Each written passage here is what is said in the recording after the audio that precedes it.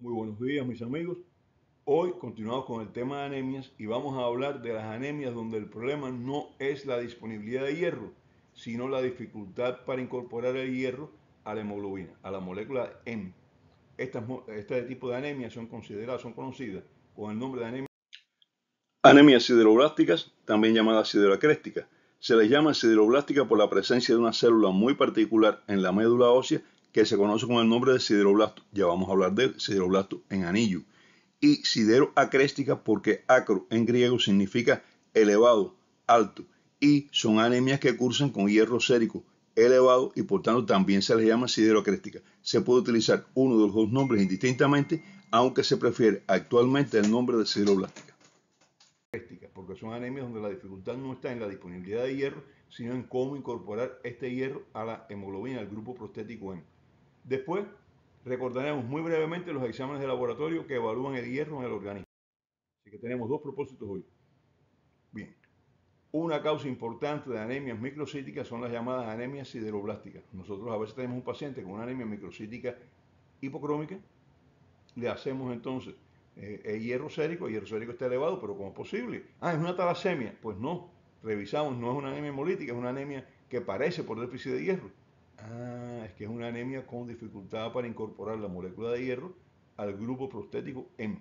Esas son las sideroacrésticas. Es un grupo muy heterogéneo, un grupo que tiene muchas causas, pero que en común que tiene que el hierro se mantiene dentro de las mitocondrias porque no puede incorporarse al M. Recuerden que el M se produce dentro de la mitocondria. La mitocondria es la que fabrica el grupo M y que es la que incorpora el hierro al grupo prostético M. Bueno, pues el hierro entonces, como no puede incorporarse, se mantiene entre las mitocondrias de los eritroblastos, que son las células precursoras de los eritrocitos, como ya hablamos, y eso lo conocemos. Hay hierro disponible, no hay deficiencia, pero el hierro no puede incorporarse por diferentes causas y por eso se acumula. ¿Dónde? Bueno, pues donde debería haberse incorporado la mitocondria. Las características de esta anemia recuerdan las anemias por déficit de hierro porque realmente son anemias microcíticas, son anemias donde dentro del eritrocito no hay la cantidad de hemoglobina suficiente porque no hay hierro para producir esta hemoglobina. Pero la causa no es la deficiencia, ya lo dijimos. En ocasiones, estas anemias son hipocrómicas, en otras ocasiones son normocrómicas.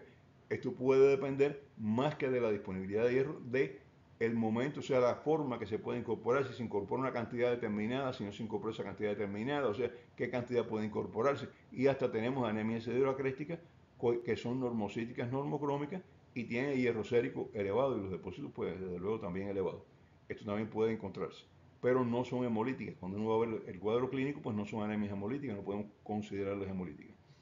Los síntomas varían mucho en dependencia, como todas las anemias, de la intensidad de la anemia. Mientras la hemoglobina sea más baja, pues más síntomas hay. Si la hemoglobina no es tan baja, está ahí más o menos, pues entonces los síntomas son menores. Y en general los síntomas de la anemia siderocréstica son los mismos síntomas de todas las anemias.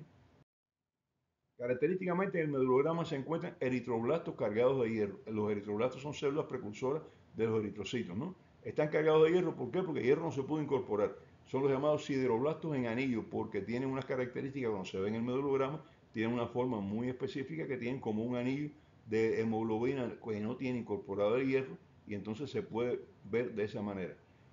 Estos se ven sobre todo en pacientes con anemia moderada o intensa. Los pacientes con una anemia sideroblástica ligera no son muy característicos.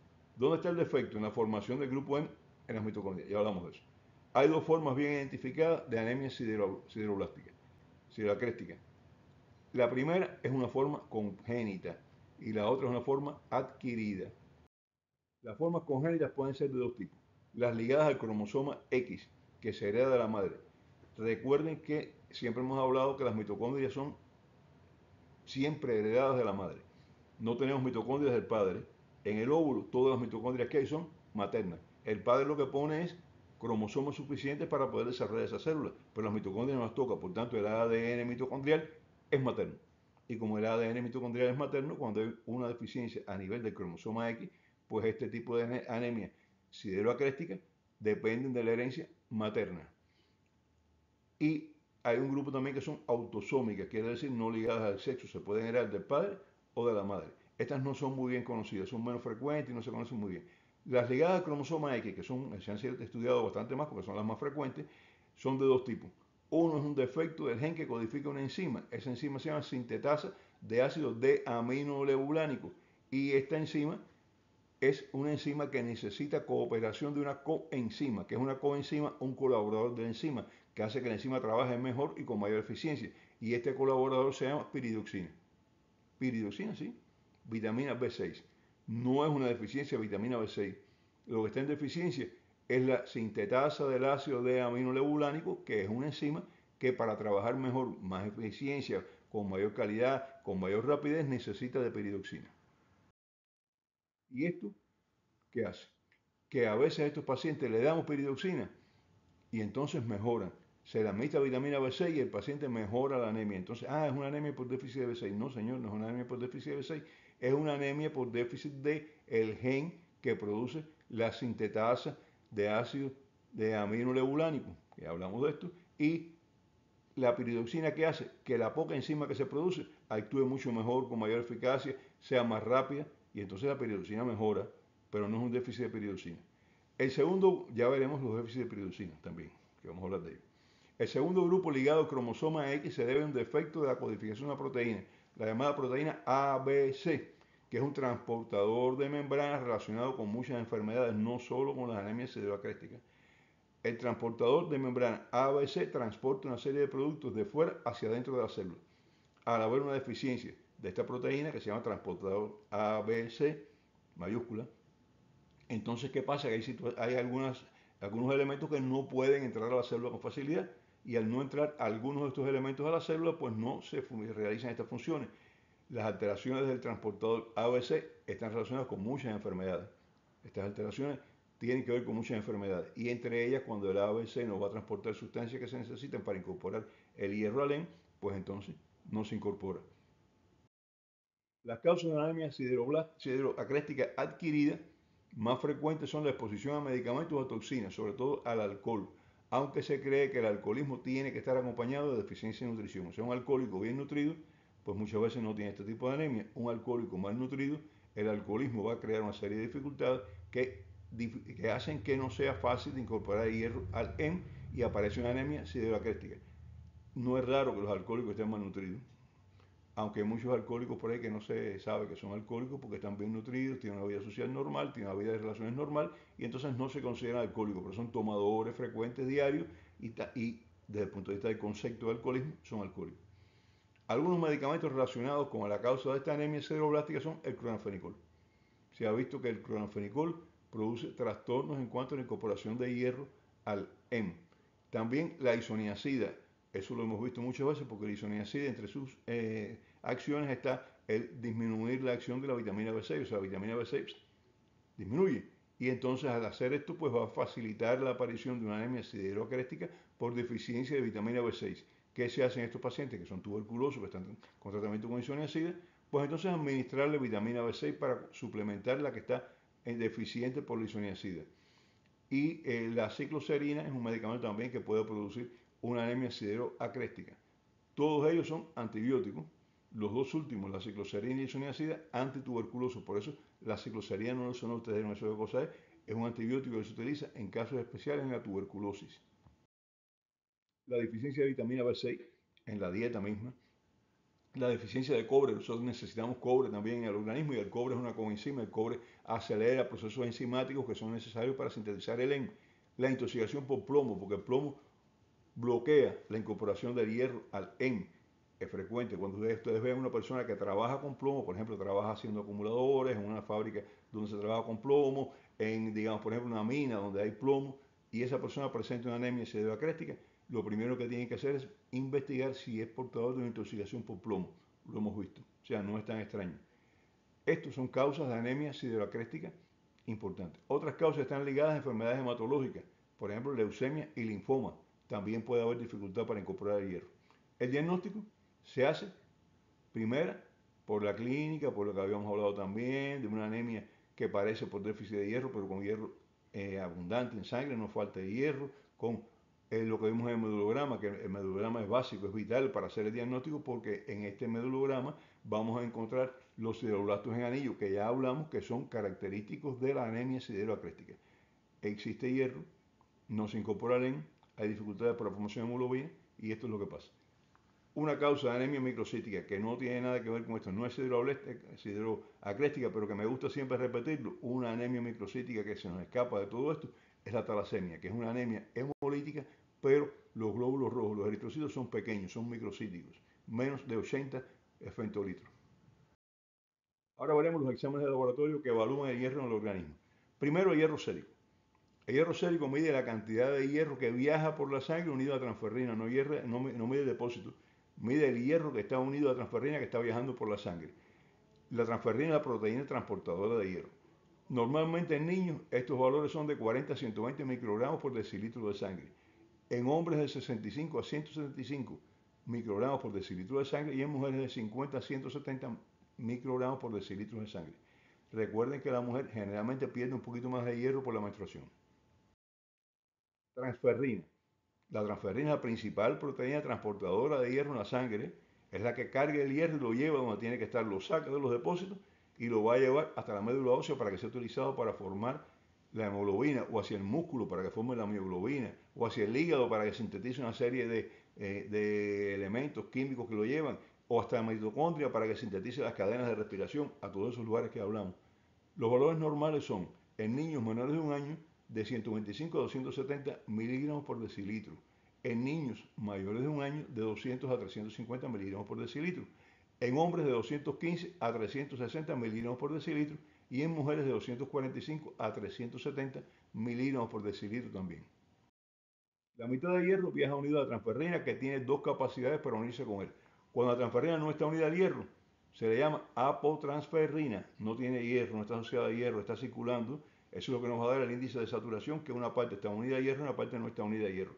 Cuando está unida a una sola molécula de hierro, es la transferrina monoférrica. Transporta solo un hierro y esa le cuesta un poco más de trabajo. Solo una molécula de hierro le cuesta un poco más de trabajo liberarla cuando llega a la médula ósea. Y normalmente la más efectiva de todas es la transferrina diférrica, que transporta dos moléculas de hierro, las lleva hasta la médula ósea y ahí las libera. Las libera con más facilidad, porque la monoférrica es un poquito, podríamos decir, agarrada, cuesta trabajo soltar aquel hierro. Saturación de hierro muestra el porciento de transferrina que está unida al hierro. Generalmente es un 20 o un 50%. Hay mucha transferrina disponible, pero no toda está unida a hierro. ¿Por qué? Porque hay que dejar una reserva. Si en un momento determinado hace falta transportar más hierro, tiene que haber transporte disponible. Imagínense, no es como los camiones. Si usted tiene todos los camiones trabajando, cuando se rompa uno, pues ya no puede suministrar lo que estaba suministrando. Y aquí la transferrina pues tiene que tener un margen para poder transportar más hierro si en un momento determinado hace falta. La ferritina es la proteína en la que se almacena el hierro en los tejidos. La ferritina es almacenamiento de hierro, la transferrina es transporte de hierro. Recuerden esto, la ferritina se produce por la célula cuando necesita guardar hierro. Si no necesita guardar hierro, pues no produce la ferritina. Hay una pequeña cantidad siempre disponible, pero no es la misma, no es una cantidad, una diferencia grande, abismal. Valores normales en el hombre de 12 a 300 miligramos por decilitro. En las mujeres de 12 a 150 miligramos por decilitro. ¿Por qué la mujer tiene menos depósitos? Ya hablamos, tiene más pérdidas. Eso lo hemos dicho varias veces, sobre todo la mujer en edad fértil. Después ya esto empieza a normalizarse un poquito, ¿no? La transferrina nos habla de capacidad de transporte de hierro, repito, la ferritina de capacidad de almacenamiento. Hay anemias que tienen características similares a las anemias por deficiencia de hierro, pero en las que, para nuestra sorpresa, los resultados de la cantidad de hierro en sangre son normales. Ya hemos hablado de ellas hoy, son de las que hemos hablado hoy, son las anemias siderocrésticas. Por tanto, ante toda anemia que parezca por deficiencia de hierro, hay que hacerle una transferrina y hay que hacerle también dosificar transferrina y ferritina y ver el porcentaje de capacidad de saturación de la transferrina, porque eso es lo que nos va a decir si realmente es una anemia por deficiencia de hierro o no. Los estudios de laboratorio de las anemias microcíticas y hipocrómicas pueden resumirse en un cuadro que estamos mostrando ahí, El hierro sérico en la ferropénica está bajo, en las enfermedades crónicas también está bajo y en la siderocréstica está alto. En las tres, fíjense qué diferencia. Alto en la siderocréstica, baja en las dos. Capacidad total de unión al hierro, alta en la ferropénica, está deseando tener hierro, pero no lo tiene. Normal o baja en las enfermedades crónicas y baja en la siderocréstica porque no puede salir del depósito para incorporarse a la transferrina. Saturación de transferrina de 0 a 15%. En la ferropénica no hay hierro para cargar, por eso hay una disponibilidad de transporte grande. De 5 a 15 en las enfermedades crónicas, que está un poco bajo, pero no están. Y de 60 a 90 en la siderocréstica está la transferrina muy cargada de hierro, pero lo que no puede ser utilizado a nivel de la mitocondria. Esa es la deficiencia que tiene.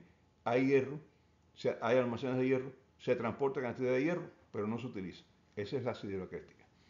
Saturación de transferrina, ya lo dijimos ahora. La ferritina sérica va a estar baja en la ferropénica, disminuida. ¿Por qué? Porque no hay hierro para almacenar. Normal o alta en las enfermedades crónicas, generalmente tiende a estar un poquito alta, pero puede estar normal también. Y en la siderocréstica, como hay gran disponibilidad de hierro para almacenar, pero no se puede utilizar, pues entonces va a estar elevada la ferritina sérica. Hay otros exámenes un poquito más complicados, como el receptor de la ferritina sérica, que está alto en la ferropénica, normal en las anemias de la inflamación crónica, procesos crónicos, y normal o alto en la siderocréstica. Este receptor es el receptor que va a recibir el hierro. ¿Por qué está baja en la ferropénica? Porque no hay hierro para recibirse. ¿Para qué va a tener tantos receptores ahí? El hierro reticular en la médula ósea está ausente en la ferropénica, no hay hierro. O sea, cuando hacemos un medulograma y vamos a ver el hierro que hay en la médula, pues no hay hierro en la ferropénica. Normal o alto en las enfermedades crónicas porque hay hierro, ya hablaremos de la anemia de las enfermedades crónicas, y normal o alto en la siderocréstica porque hay hierro suficiente, lo que no está utilizándose adecuadamente. Y entonces los sideroblastos en anillo en la médula ósea solo están presentes en la siderocréstica. Cuando usted vea una anemia con sideroblastos en anillo en la médula ósea, eso no hay duda ninguna. Es una anemia sideroacréstica. En las anemias sideroacrésticas, el hierro que no se incorpora al EN forma en un anillo unas células precursoras de la médula ósea, lo que ya mencionamos, los llamados sideroblastos en anillo. Llegamos al final. Bueno, mis amigos, hasta el próximo programa. Nos vemos.